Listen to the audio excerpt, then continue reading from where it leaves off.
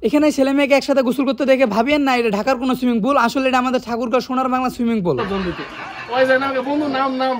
আসসালামু আলাইকুম, আমিও সাব্বির বন্ধু মিলে এসেছিলাম সোনার বাংলা রিসোর্টে গোসল করতে। কিন্তু গোসল করতে এসে এখানে প্রথমে যে অবস্থা ছিল শেষে একদমই এরকম অবস্থা ছিল। যাই হোক, অবস্থার কথা পরে বর্ণনা করছি। তার আগে বলি এখানে কিভাবে আসবেন। ঠাকুরগাঁও বাস স্ট্যান্ড আসলে এই বাস স্ট্যান্ড গড়িয়া রোড দিয়ে সোজা 5 টাকা ভাড়া দিয়ে আপনাকে সোনার বাংলা রিসোর্টে নামিয়ে দিবে যে কোনো অটোওয়ালা এবং যে কোনো রিক্সাওয়ালা।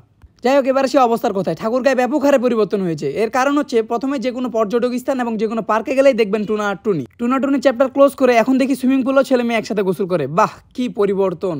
এ কথা শুনে কিছু পরিষ্কার মনে মানুষ বলবে, তাহলে ভাই তুমি কেন গোসল করলা? আসলে আমি যখন গোসল করতে আসি তখন কোনো মেয়ে ছিল না। আস্তে আস্তে দেখি অনেক মেয়ে আসে, আমি ভাবি নাই যে তারাও গোসল করবে। আর এতগুলো ছেলের মাঝখানে যখন একটা মেয়ে গোসল করতেছিল তো ছেলেগুলো খুব ব্যাক সাউন্ড দিচ্ছিল, যেটা অনেক খারাপ লাগছে আমার।